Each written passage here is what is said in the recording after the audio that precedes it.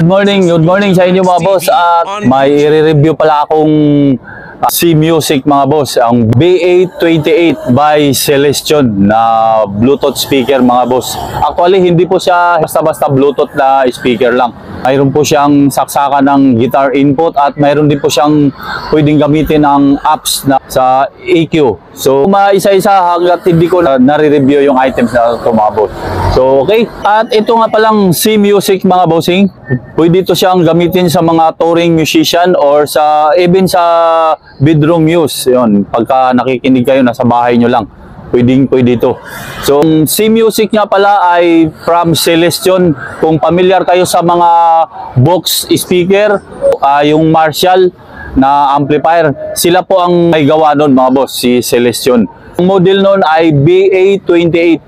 Sa lahat ng OFW na mga viewers at subscriber ko na patuloy nakasuporta po sa aking YouTube channel, Lotsamax TV, maraming salamat po sa inyo mga boss. Saan man kayo sulok ng mundo ngayon, maraming salamat po talaga. At ganoon na rin yung mga subscriber ko sa Pilipinas, maraming salamat din po. At kung nahanap nyo na dapat mahanap sa aking YouTube videos, huwag kalimutang mag-subscribe, share and like sa YouTube channel ko, Lotsamax TV. Magandang umaga sa inyo mga boss. So without any further ado, let's continue.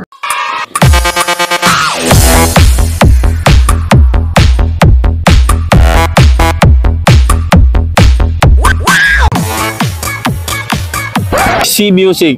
C stands for Celestion po. Ito ay galing ng United Kingdom mga boss. Sa London ito galing yung brand na ito. So let's go. Buksan ko na ito para makita nyo yung appearance nito. Ayan na po siya mga boss. Nakatayo pa lang yan. So higa natin para pwede siyang gawing monitor. Ayan po. So kaya ang ano niya, yung mga tone control niya. Ito yung adapter niya mga boss kung halimbawa nalubat na, at ito yung AC cord niya pag nalubat na. So ang dalawang battery pack, yan dalawa po. Isasalpak ko yung dalawa na yan sa likod niya mamaya mga boss. Buksan, mapasok natin yung battery pack yan. Yan, ganyan po yung pag-open niya mga bossing, para ipasok yung dalawang battery pack.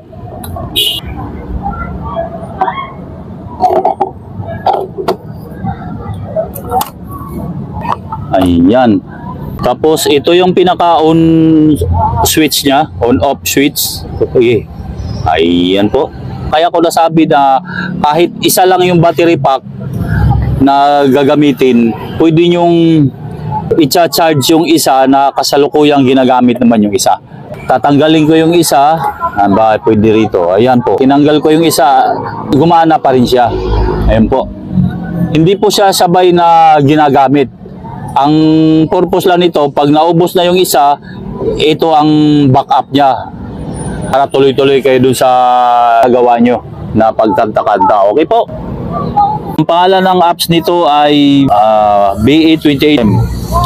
Tapos ditong apps niya mga boss, mayroon kasi siyang, ayan, katulad niyan, may EQ, pwede kayong mag-adjust sa mode ng music nyo, pwedeng tremolo, kung anong genre ang gusto nyo.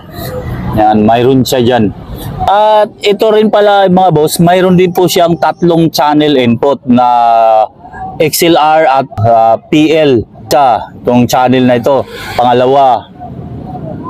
At yung pangatlo, ayan, may PL lang siya na for guitar purposes. Ito kasi pwedeng XLR at saka PL.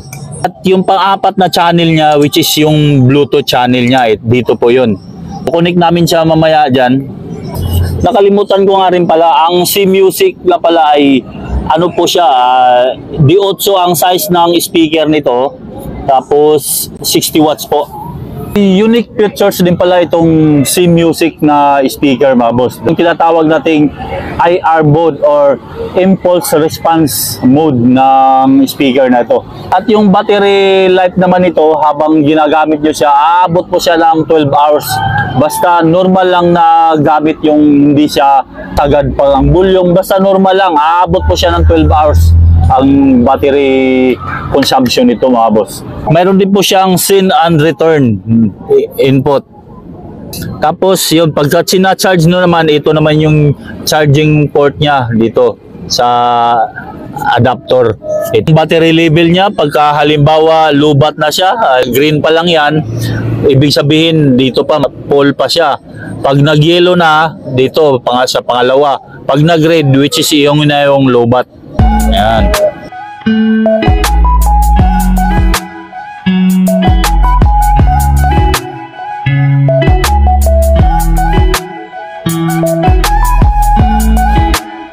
Bluetooth, auxiliary in. Ayan. Dito tayo sa pangalawa, yung guitar input niya. Guitar input, mayroon siyang reverb, bass, treble, at yung volume. Ayan. Dito naman sa XLR to PL input, mayroon siyang reverb din, bass, treble, at saka yung volume. Pang-apat niya na channel. Mayroon din siyang reverb, bass, treble, at volume. Ayan. Pwedeng mic, line, or instrument. Yun. Kung may mga instrumento kayong gagamitin. Tapos doon na magagamit yung apps ngayon na Celestion BE28.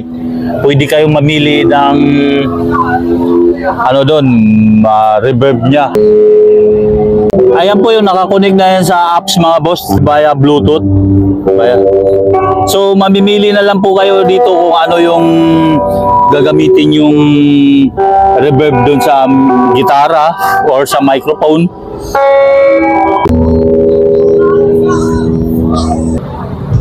FX1 mode overdrive. Overdrive. Basta yan yung umilaw, overdrive yan. Okay. Overdrive, green box. Doon ka sa ano naman? Overdrive low. Yun ang kagandahan nitong C-Music speaker. X1 mode. Dito naman sa FX2. Pwede sa plunger. Plunger. Plunger chorus. Okay.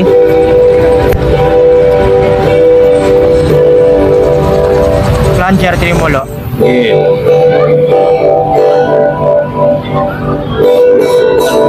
Next, ano pa? Kung meron ka pang ibang instrument bukod sa electric guitar. Mic naman yung in-input nyo mga boss, ang mic naman ang ipe-press nyo. Guitar yung instrument na ginamit nyo, guitar ipe-press nyo on. May EQ din po siya. Well, currently, di naman na tayo na pang mic. Kaso kayo na lang mag-adjust kung halimbawa gagamit kayo nito, kayo mag-adjust ng volume dito sa apps kung anong gusto nyo.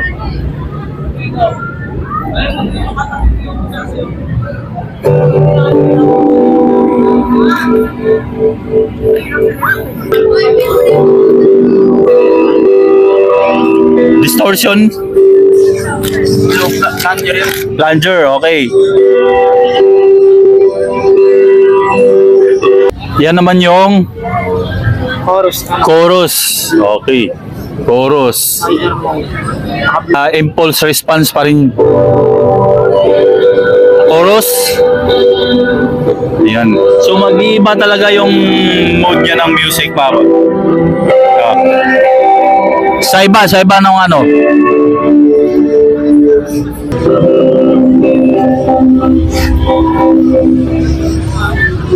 Ano yan? Naipat mo. Ano yan? Plunger. Plunger. Overdrive, tapos na tayo, di ba? Okay.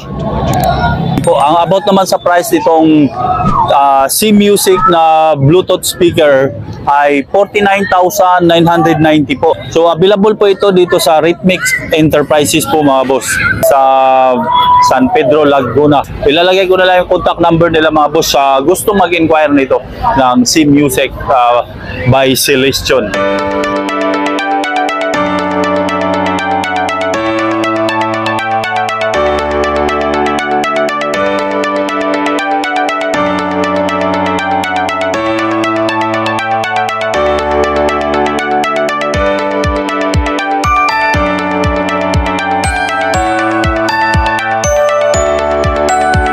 sa gustong bumili nito, ilalagay ko po yung name ng tindahan kung saan ito available, yung C Music by Celestion sa Rhythmix Enterprises po, or tawagan nyo sila sa mga contact number na nasa video. Ayan po.